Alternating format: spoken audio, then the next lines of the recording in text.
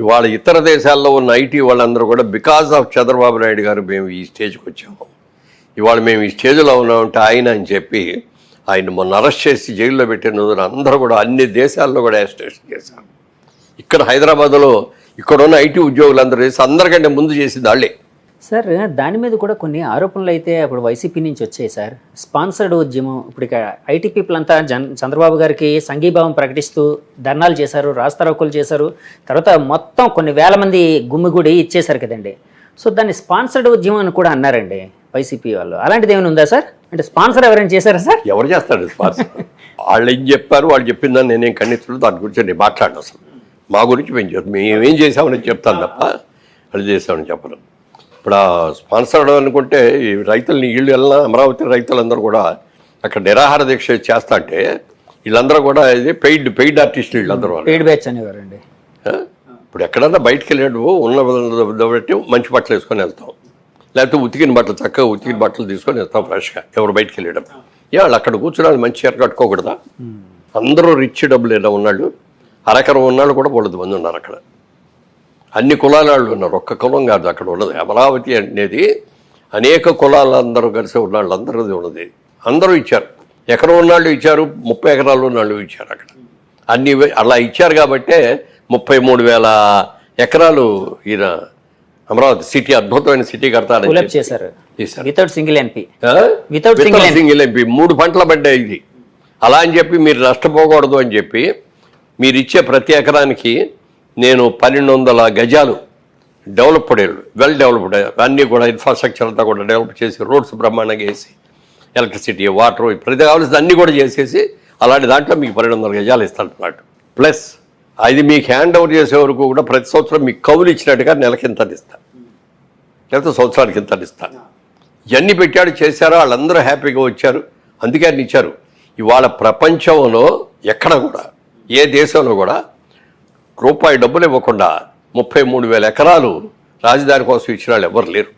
అది ఒక్క చంద్రబాబు నాయుడు గారిని చూసి క్రెడిబిలిటీ చూసి ఇచ్చారు. చంద్రబాబు నాయుడు గారిలో ఉన్న నిజాయితీ, ఆయన చెప్పిన స్కీము, వాళ్ళకి ఏమేమి బెనిఫిట్స్ వస్తున్నాయి ఇవన్నీ కూడా చెప్పాడు కాబట్టి ఇచ్చేశారు.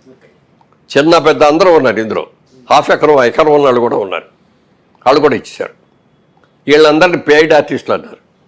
ఎన్ని ఇబ్బందులు పెట్టాలో వాళ్ళు ఇబ్బందులు పెట్టేశారు. అక్కడున్న సెక్రటేరియట్కి వెళ్ళటం కోసం వెళ్తా అంటే వీళ్ళందరూ అడ్డుంటారని చెప్పి అటు ఇటు తెరలు కట్టేసేసి నల్లద్దాలు వేసుకుని దాన్ని పెట్టి వెళ్ళాడు. ఎక్కడికి వెళ్ళినా హెలికాప్టర్లో వెళ్ళాడు. వెళ్ళాలి కానీ ప్రజల కష్టాల్లో ఉన్నప్పుడు ప్రజల దగ్గరికి వెళ్ళాలి. వరదలు వచ్చినప్పుడు దగ్గరికి వెళ్ళి అక్కడికి వెళ్ళి చూడాలి, వాళ్ళందరితో మాట్లాడాలి. అలాగే రైతులు ఎన్ని ఇబ్బందులు పడ్డారు చెప్పడానికి మీరు చెప్తే అన్ని రకాల వాళ్ళు కూడా ఎన్నో ఇబ్బందులు పడ్డారు. కాబట్టే ప్రతి వాళ్ళల్లో కూడా మనం తప్పు చేశాము, క్రితంసారి తప్పు చేసి చంద్రబాబు నాయుడు లాంటి మంచి నాయకుడిని ఓడించాము, ఈ తప్పు మనం సరిదిద్దుకోవాలని ఎవరికి వాళ్ళ మనసులో అనుకొని చేశారండి ఓటింగ్. ఎవరు వెళ్ళి పబ్లిసిటీ చేసింది కాదు, లేకపోతే ఓటుకి ఎంత ఎక్కువ డబ్బులు ఇచ్చింది కాదు, ఏమీ కాదు. జగన్మోహన్ రెడ్డి గారు 3 రాజధానులు అన్నారు, దాన్ని వ్యతిరేకిస్తూ ఆంధ్ర ప్రజలు ఒక మ్యాండేట్ ఇచ్చి దాన్ని పార్టీని ఓడించారు అన్నట్టు భావించచ్చా అండి? వాళ్ళు కూడా ఓడించారు. అంటే ఏదో అంటారే, ఏదో సావుకి 1000 కారణాలు 1,00,000 కారణాలు అంటారు, ఏదో కన్నుడి చావుకి 1,00,000 కారణాలు అంటారు. 1,00,000 కారణాలు. అలా వాళ్ళు జగన్మోహన్ రెడ్డి గారు ఎంత ఘోరంగా ఓడిపోవడానికి అన్ని కారణాలు, చాలా కారణాలు కూసి కలిసి కదండి. రైతులు తీసుకోండి, రైతుల గురించి ఎవడు పట్టించుకున్నాండి? మేము ఏదో అది ఇచ్చాము ఇది ఇచ్చామంటారు. వరదలు వచ్చి ఇది చేస్తే వెళ్ళాడు లేరు, అక్కడ ఉన్న మినిస్టర్లు కూడా వెళ్ళాడు లేరు, పంటలకు సరైన డబ్బులు తిరిగి ఇచ్చిన లేరు, పంట పోతే సగం ఇదైపోతే. తర్వాత వీటన్నిటికంటే మించింది ఏంటంటే మీ ల్యాండ్లన్నీ కూడా మీ పేర్లు ఉండవు.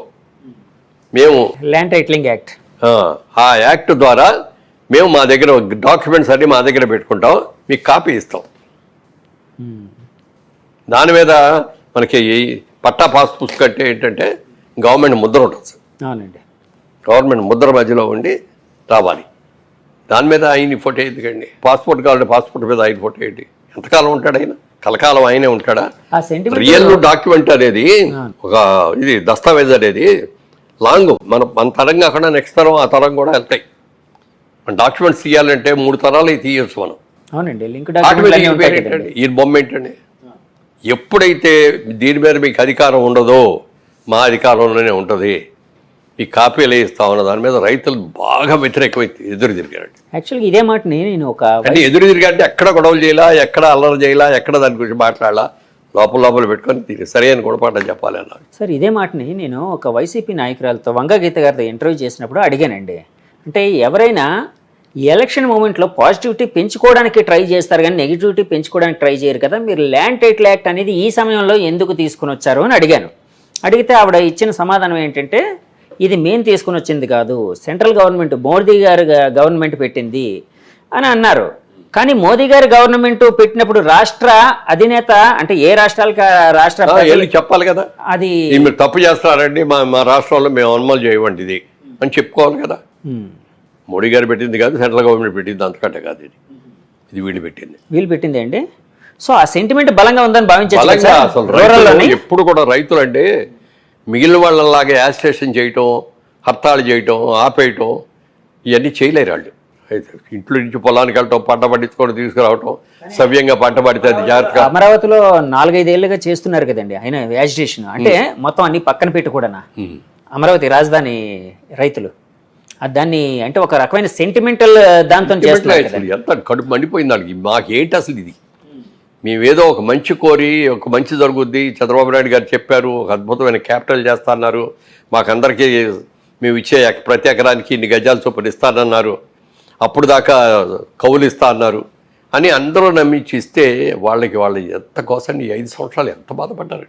వాళ్ళు పట్టమే కాదు, వాళ్ళని చూసిన వాళ్ళకి నాలాంటి వాళ్ళకి కూడా ఎంతో బాధ కలిగింది. అంత చేసి ఏం కరబరా బాబు, ఇది తీసుకెళ్ళి క్యాపిటల్ ఎక్కడో పెడతారంటాడు. వాళ్ళు ఇచ్చిన ల్యాండ్లన్నీ కూడా ప్లాటింగ్ చేసి ఎవరెవరికో ఇచ్చేస్తారంటాడు, ఇళ్ల స్థలాలు. ఏంటది, మీరు ఇళ్ల స్థలాలు వాటిలో అమ్ముకోవడం కోసం ఇచ్చుకోవడం కోసం ఇచ్చింది వాళ్ళు. ఒక క్యాపిటల్, ఒక అద్భుతమైన క్యాపిటల్ కడతారు.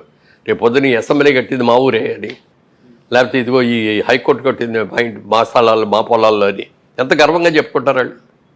అలా చెప్పుకోవాలని మేమందరం కూడా వెళ్ళి చెప్పాం. ఇక్కడ క్యాపిటల్ అంత అనుమానం పెద్ద సిటీ ఇక్కడ కనుక చేసేటైతే పొద్దున్న మీ పొలాలన్నీ మీ అన్ని కూడా బంగారం అయిపోతాయి. మీరు వాళ్ళు ఇచ్చిన ప్రభుత్వానికి మీరు ఇచ్చామనుకున్న ల్యాండ్ది మీరు ఎక్స్పెక్ట్ చేసిన రైట్ కంటే 10 రెట్లు ఎక్కువ వస్తాయి. ఇక్కడ హైదరాబాద్లో ఎప్పుడన్నా ఊహించామండి ఈ రేట్లు ఎలా వచ్చినాయి? ఇక్కడ క్యాపిటల్ వచ్చి మరి డెవలప్మెంట్ అంతా వచ్చి ఇన్స్టిట్యూషన్స్ అన్నీ వచ్చి ఎంత ఇచ్చింది. అలా తీసుకురాగలగాలి. అలా తీసుకొచ్చే మొగాడు, అన్ని రకాల ప్లాన్స్ ఉన్నవాడు. ఇప్పుడు దేశం అంతా అప్పుల్లోకి రాష్ట్రం అంతా అప్పులు చేశారు కదా, ఎన్ని అప్పులు అంటే ఇంకో 15 ఏళ్ళు 20 ఏళ్ళు కూడా ఈయన తీరుస్తూనే ఉండాలి. రేపు జీతాలు ఇవ్వడానికి డబ్బులు ఉన్నాయి లేదో కూడా మనకు తెలియదు. ఇప్పుడు ఆపరేషన్ లేకుండానే మోకాళ్లకు ప్లాస్మా ట్రీట్మెంట్, మీ ఆర్థోపెటిక్ సమస్యలన్నిటికీ రోబోటిక్ టెక్నాలజీ ద్వారా తక్కువ ఖర్చుతో శాశ్వత పరిష్కారం, ఫ్రీ కన్సల్టేషన్, ప్రతి ట్రీట్మెంట్ పై 20% డిస్కౌంట్. ఈ ఆఫర్ కొద్ది రోజులు మాత్రమే, త్వరపడండి. V9 hospitals 9281465842.